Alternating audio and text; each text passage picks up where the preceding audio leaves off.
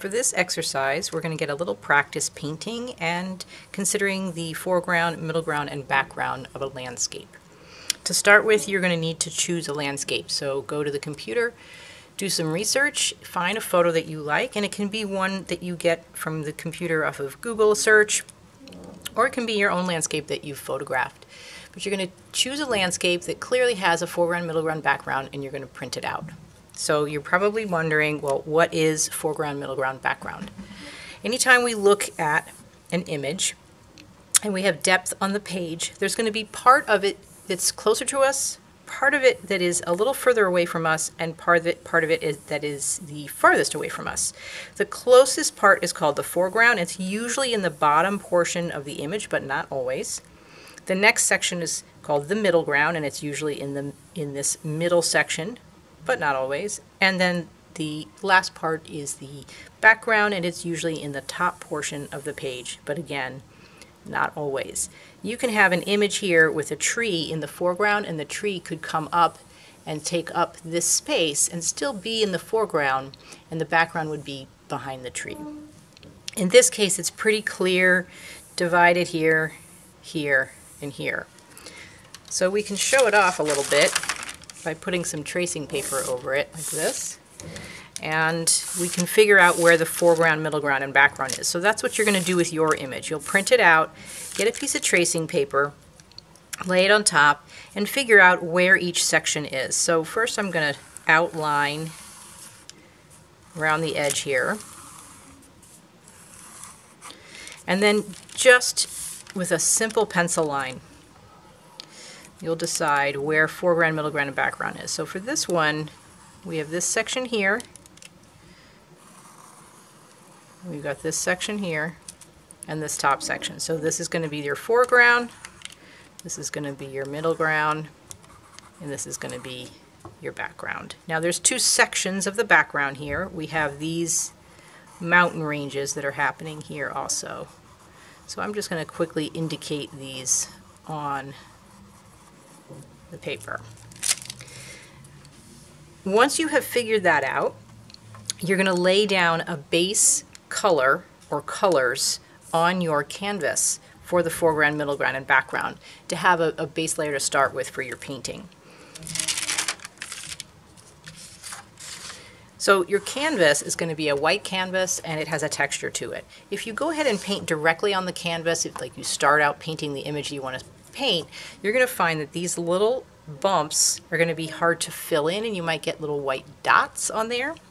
And also when you're painting two colors next to each other, for example, if you've got this color green coming up to this color green, rather than painting one to here and one to here, you're going to go underneath and you're going to paint over and then overlap so that you have a good connection where those two colors meet, so that you're not having a little white space showing in between. So to do that and to help you with that, we're going to be painting a base background. So you're basically...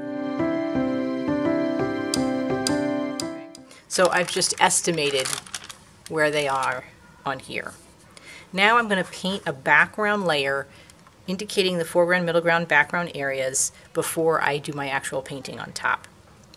When I do that, I'm going to lay down colors that are close to what I want them to be. So if I look at this, I'm probably going to choose a lighter green for this area, a darker green for this area, maybe a gray in here, and a blue up here. Alright, so you'll notice there's this section right here in the center. It's probably a good idea to sort of lay that in also, just to show where it's going to be. So I'm going to put this right here and right here.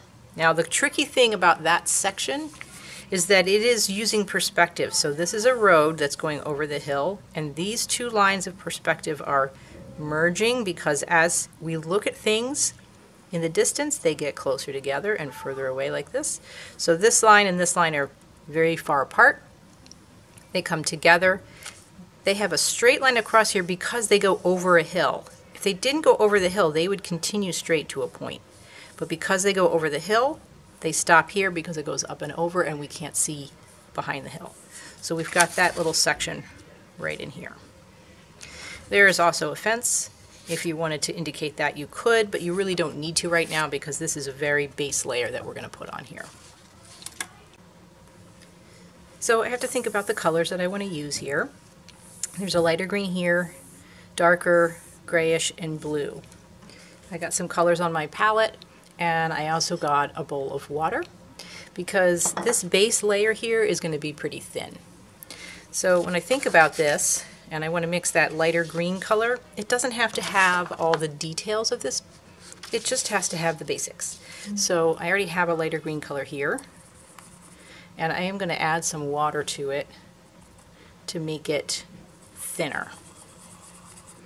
And you can see that it becomes a little bit translucent on there. And I'm really just scooping a little water like this, not very much, just enough to make it a little bit thinner.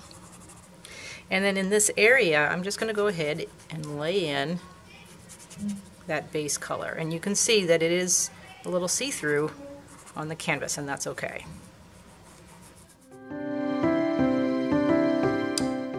Next, I'm going to put in a little bit of gray right here.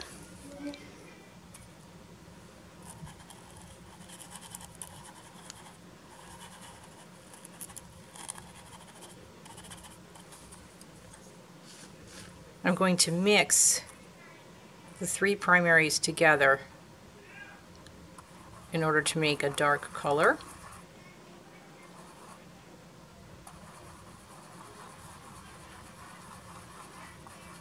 And then I'm going to use that dark color with white to make my gray.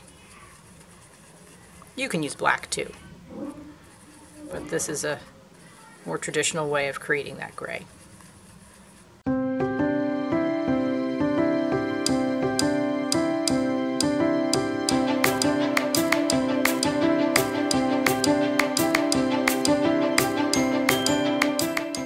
So I'm laying in this blue in the background here, and this softer brush is going to allow me to get into those details. So.